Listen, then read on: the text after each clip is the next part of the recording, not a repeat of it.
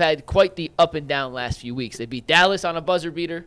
They lose to Chicago the next day. They beat Boston in a heroic 20-point comeback in the fourth quarter led by Dean Wade. They lose to Atlanta the following night. Then they beat Minnesota on Friday, minus Max Strus and Donovan Mitchell. And then they come out on Sunday and lose by 20 to the Brooklyn Nets.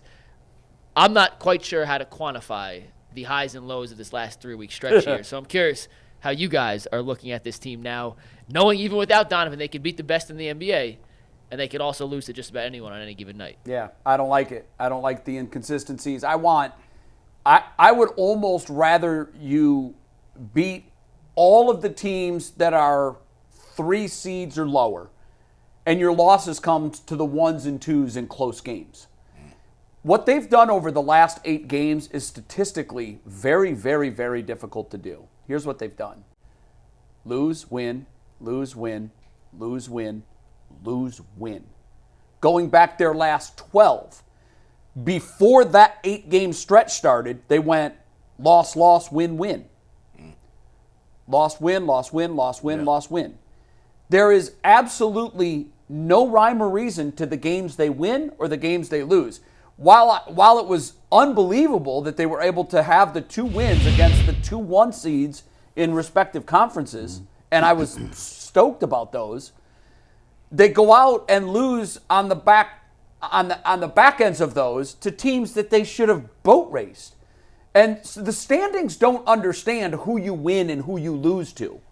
So it really is a virtual wash had they lost to Boston and Minnesota, but managed to beat Brooklyn and Atlanta.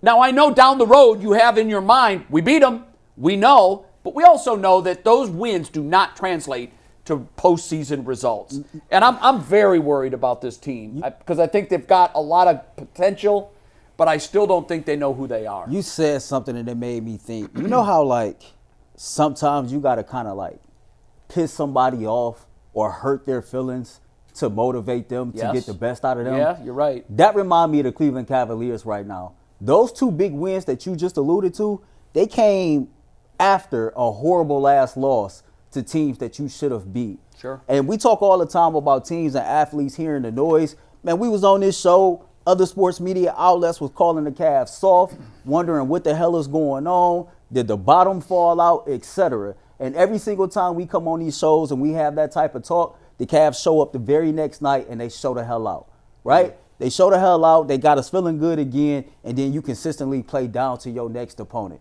The Nets was a team that you should have beat last night. Yeah. I get it, you're dealing with injuries, but you're a better team than they are. You have a more quality roster than what they have. There's no excuse for the level of inconsistencies that they're putting on the display on a consistent basis. They're consistently inconsistent, from the coach to some of the core players on the team. I think everybody is out of pocket when it comes to the Cavaliers. I was listening to the fan when G. Bush and Earl were on Saturday, and G's screaming about Amani Bates. He wants the Amani Bates. I don't give a rat's ass about Amani Bates. I love you, G, and I wish you were here today so I could yell at you in person. Not really yell.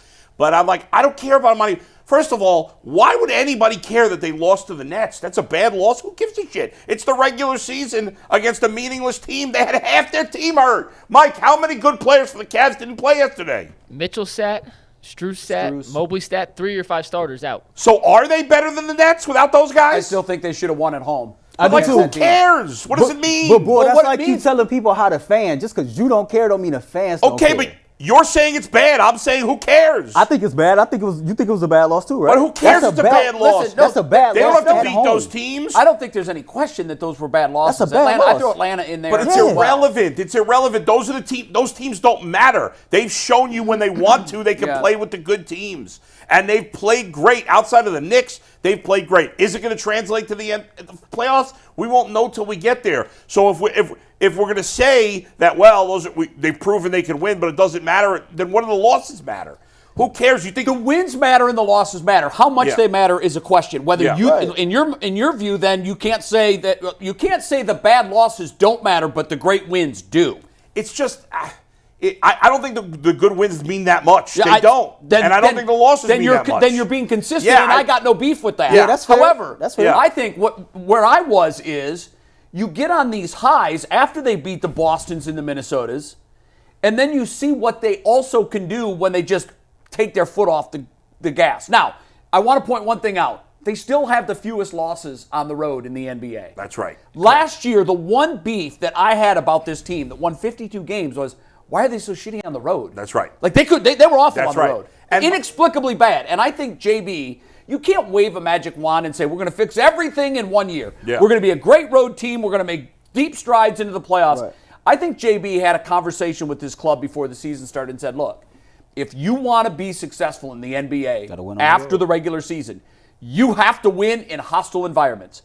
I want our team this year to focus on games on the road. We were awful last year on the road. For this year, for the Guardians, the message at spring training was, we've got to be better in one-run games.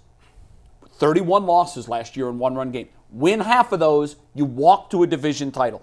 And I like that. You pick one thing. You can't say, well, we got to be better on the road. We got to do this. We got to do that. Like, micromanage. For the Browns last year, it was, we're going to beef up the defensive front, and then next year, we're going to beef up the wide receiver. Can't do everything at once.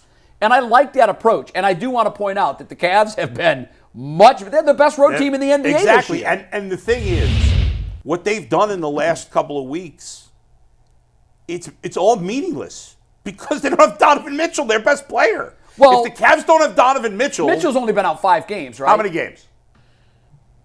I think 5. He's They missed said the he'd be last out 4. I 3. want to say Right, he's and missed like 8. He's not playing tonight. right? So He's missed like that'll be 7 to 4. 8 total since the All-Star Yeah, break, right? Yeah, because he missed the first couple. So he's only with how the- many games has he played since the All-Star break, Mike? Can you look at that? Like 2 Yeah, or I think 3. it's 3. I'll double check it Okay, right now. here's the bottom line. The Cavs have 0 chance of winning anything without Donovan Mitchell in the playoffs. Fair? that's a right? fact. Right. They're not winning anything. I mean, you so take what's the any difference team's in best these games? player off their roster, they're not going to And win. everybody overreacted to the Knicks game. They're soft. Listen, I don't think they're soft. They played poorly against the Knicks. The Knicks seem to have their number. We'll see. The Cavs, I believe, beat the Knicks in the regular season last year, and that didn't mean anything in the playoffs. So, as we say all the time, nothing necessarily translates. I like that they played hard against the Celtics. I like that they played hard against Minnesota. They played a terrible game yesterday, but they had they had Mobley's brother playing half the game. That's how thin they were. Here's a positive and a negative. I do agree. You can't get too high or too low on wins or losses in the regular season. Here's the positive. Since January 1st, the Cavs have either the best record or the second best record overall in the NBA. Then why are we talking about them as if they're a bad Wait, team? I don't think that's true anymore. So the Probably first not. or the second. I'm not sure Yeah, well, exactly they which were. one. They were first. Here's the thing that But now, I mean, they're here's the thing that 6 irritates and me. 7 That's the positive. in their last 13 games. That's the positive. Here's the thing that irritates me, and this is just a personal thing. I just like consistency in your mentality, right? It just makes me nervous that I know I have a team that can play up to any level of competition. Yeah. And when they know they're playing a team that's not as good, they kind of get lax. And name me that a just te- makes me worried. And name me a team That's in the all. East that doesn't play that way, except for maybe I think Boston. I think Boston the difference between Boston and the Cavs is Boston is a veteran team. They Well, done Boston's proved a that better team. They have more talent. Better They're and much veteran. They can turn it off. and Okay, turn it besides on. Boston, who else doesn't have that? I'm Everybody not- else. Nobody else has Boston played is that way the this measuring year, stick, Paul. though. That's what I'm saying. Boston is the measuring stick. I'm just saying, like, it's the regular season in the NBA. Every team's That's why I inconsistent, said with I few understand. exceptions. You can't get too high or low over Yeah. wins and losses, but I still feel the way I feel. It worries me that they're inconsistent But by playing I up want to and bring down. but Mike you're in, not gonna- guys, because Mike is I think the professor Mike, of this. Mike, please crew. tell everybody they're crazy. The way I've been hearing G. Bush talk about the Cavs, you'd think they were 20 games Well, under the Amani 500. Bates stuff, I don't get. I love G too, but he's basically he pointed out. I think he pointed out that Dean Wade was out there. Dean Wade didn't even play yesterday. No, but I mean, we saw Dean Wade put a team on its back and look Right. like Dean Dwayne Wade can Wade. hoop. The Now- Dean Wade slander from G. Bush is That was out. out. That was out of I pocket. did not understand that at all, especially Yeah. for Amani Bates. Like, I know he loves Amani Bates. Amani Bates has had a very, very small appetizer at the NBA level. Yeah. And has been flat out atrocious. If they thought he could help an NBA team, he'd be playing. He would be here. yeah. He would So, be here. Go ahead, My Mike. 2 cents real quick. Yeah. Last night's game, I was there. Weird energy. It was really low energy from everyone on the court. to the people in the upper deck. Did the team feed off the crowd, or did the crowd feed I feel like the crowd felt off the team. Team just didn't really. I agree with team that. Didn't really feel like they were locked into it. It is what it is. It happens. I don't. The game's over. They play the Suns tonight. If outside of talking about this for 5 minutes, I wouldn't look 1 second further into this loss. I really wouldn't. Are you so the 18-2? Yeah. 18 wins in 20 games, and then you juxtapose that with 6-7. Yeah, I think one thing we overlooked in that 18-2 stretch, and then we'll move on and talk a little more football, was during that 20-game period, Donovan Mitchell was playing the best basketball of his entire career and was playing. Can we talk further about that? Why do we think? I mean, he was making every shot. His shooting percentages were way right. But higher than. Do you think that there? I mean, what was different? Like, you always look for the control and the experiment. He still takes good shots. He's just not shooting as well as he was when he makes 45% of his threes versus 40%. It just opens up more. He was playing the best he ever played in his career, and Jared Allen was playing the best stretch he's played. So you had two players. Do you think that's coincidental, or was that situational? Can both be true at the same time? I think they are not mutually exclusive. Yeah, I think in that case, yeah. Which, and I've changed my opinion. I'm all for 4 out, 1 in. I don't think Mobley and Allen fit together in crunch time anymore. I'm all for that. I've changed my opinion on that. Wow. But I do think in the 18-2 stretch, we didn't give enough credit to how well Donovan specifically was playing during that 20-game stretch, and Allen.